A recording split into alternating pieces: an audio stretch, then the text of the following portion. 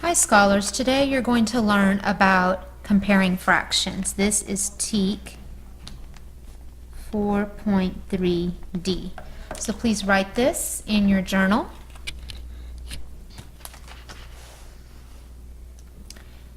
And just put your pencil down and I want you to watch how to compare fractions using patty paper and pictures and math manipulatives. And then when you see why you have to follow the steps of finding a least common multiple, you'll understand why. So just put your pencil down and watch the video. Okay, let's look at TEK 4.3D.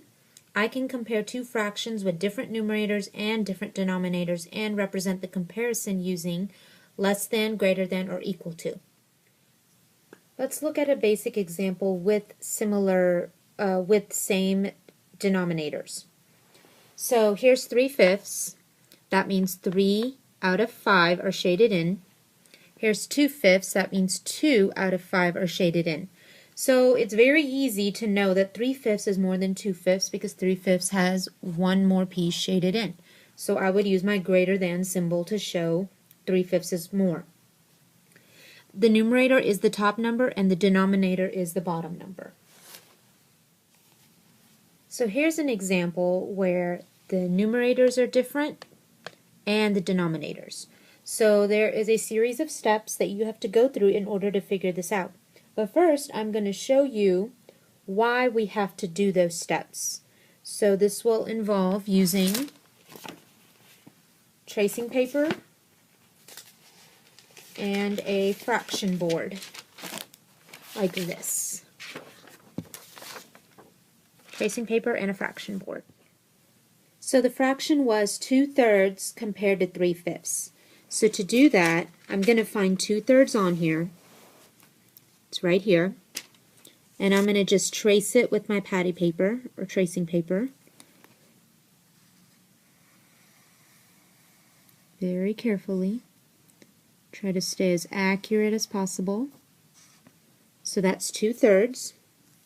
And then I'm going to compare it with 3/5. So right here, I'm going to move the patty paper down to 3/5 and trace that. And from this patty paper, I can tell that 2/3 is more than 3/5. Now, so because I know 2/3 is more than 3/5, I'm going to draw the greater than symbol. Let's do another example. How about 4/6 and 6/8?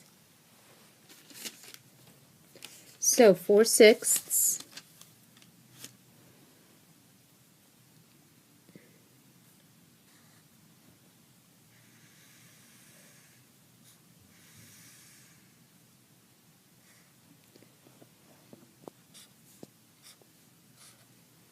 compared to 6/8.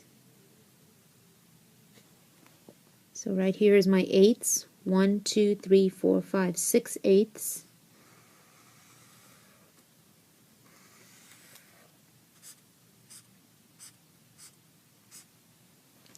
So looking at this, I can tell 4/6 is less than 6/8.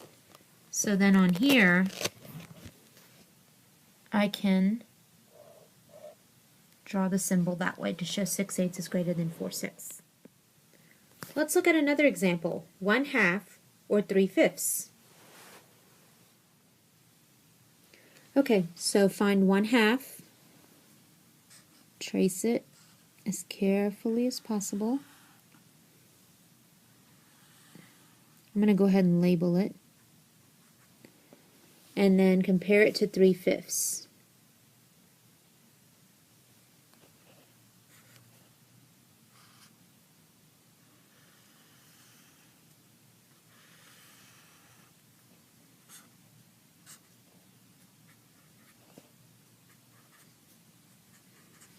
Now, we know that 3/5 is more than 1/2.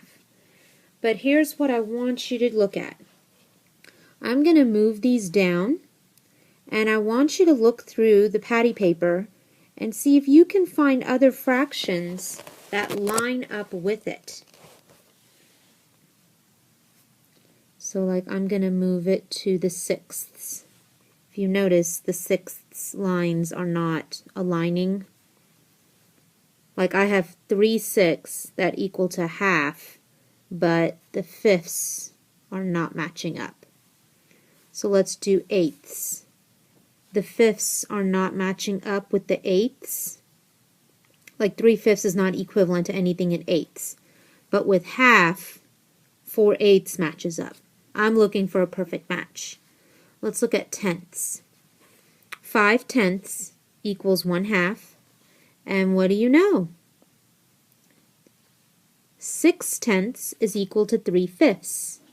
This is very important to help us solve which one is greater when we don't have pictures. So let me explain that again.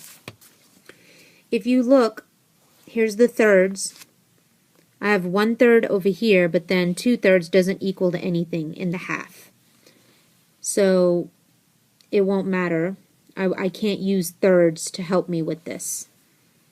Fourths. 2/4 equal 1/2, but then with fifths, you know, there's not a matchup. Fifths, obviously, I have 3/5, but then the half won't fit in the fifths. So when I got down here, I noticed 5/10 equals 1/2, and 6/10 equals 3/5. So keeping that in mind, what I basically just did was I found equivalent fractions for half and 3/5. 1/2 is equivalent to 5/10, and 3/5 is equivalent to 6/10. So now it is so much easier to determine which one is greater. Now, I was able to do these because I had pictures. I knew that from the pictures. But our goal is to step away from pictures and be able to figure this out using equivalent fractions. Now, you're wondering, well, I didn't know what was equivalent to it because I had to the only way I could do it was through tracing paper. But there is actually a way to find equivalent fractions and knowing which equivalent fraction to use. So that's what I'm going to explain in the next video. So on the fraction board, we figured out that these both have equivalent fractions in tenths.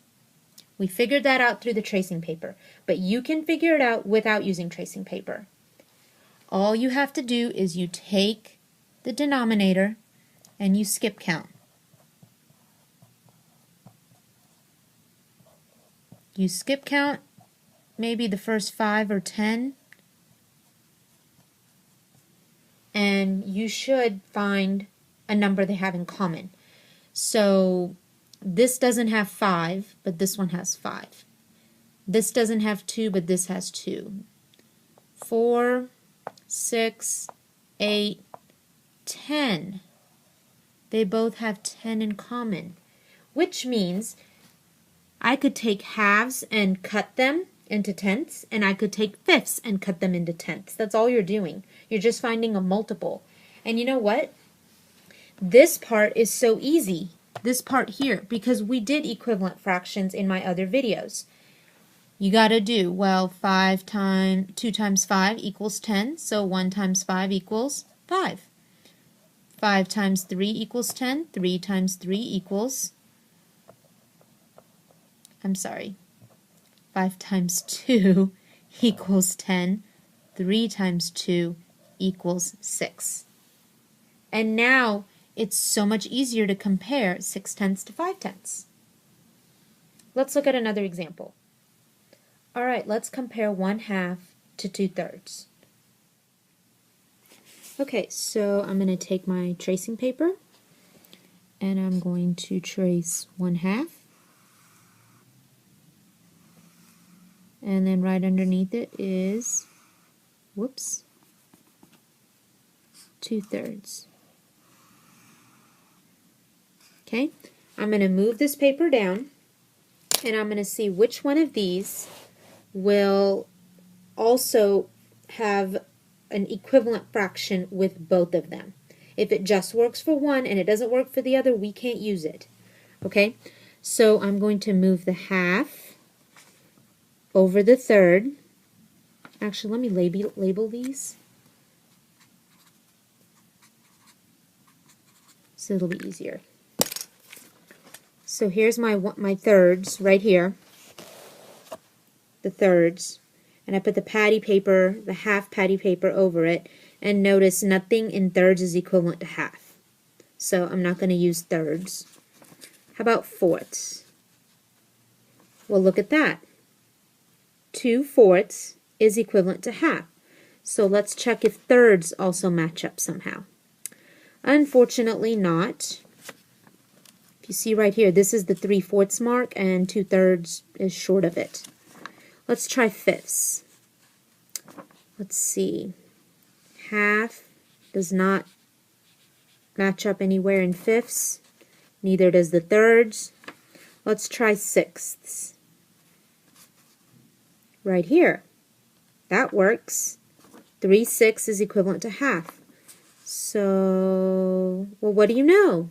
1, 2, 3, 4, 6 is equivalent to 2/3.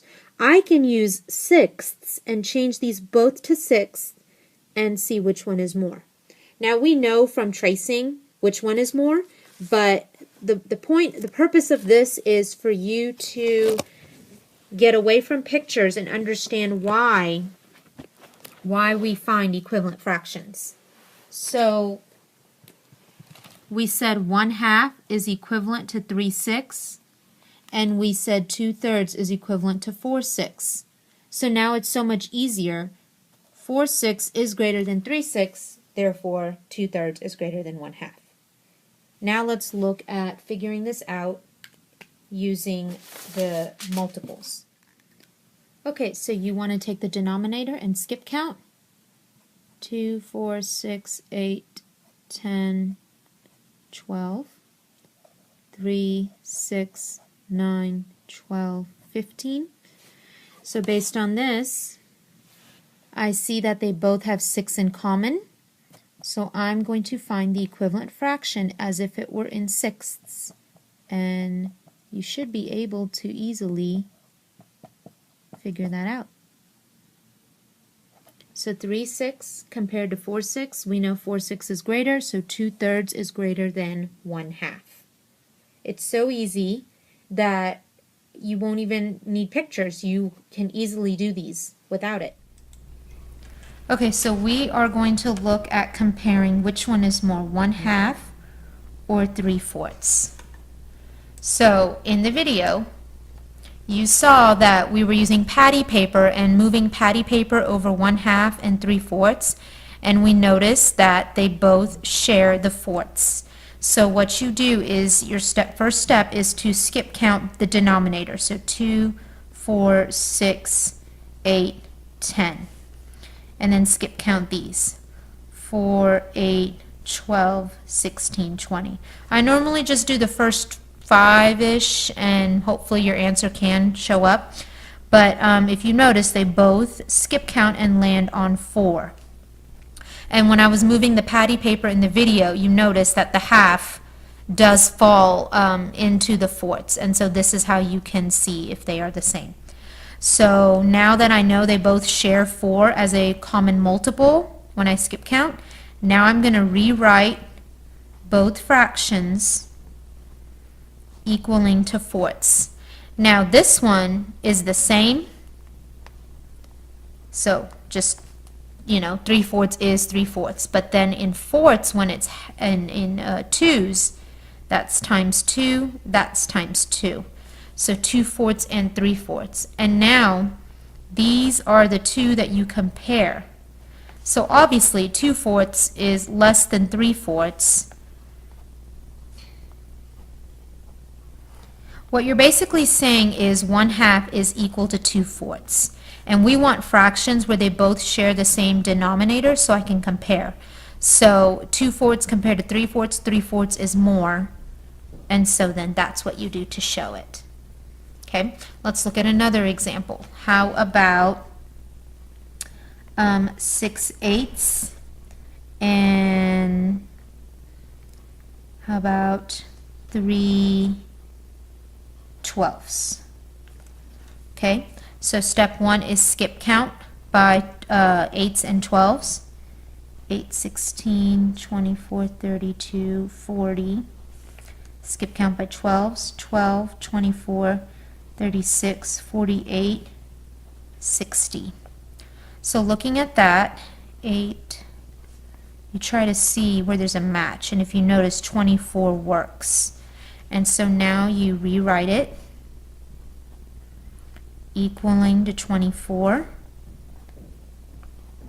And now you're making equivalent fractions in 24ths, which we learned a few weeks ago. And so all you got to do is think, well, 8 times what equals 24? And if your multiplication is weak, if you look, you skip counted right here. So 1, 2, 3. It's the third multiple. So then you do that 3 times. And then 12 times what equals 24? That's 2, because it's the second multiple. And so 6/24. So now you can compare 6/24 to 18/24. And clearly 18 out of 24 is more than 6 out of 24. So this is greater than this. So then when I write it, this is how I show. Okay, let's look at one more example.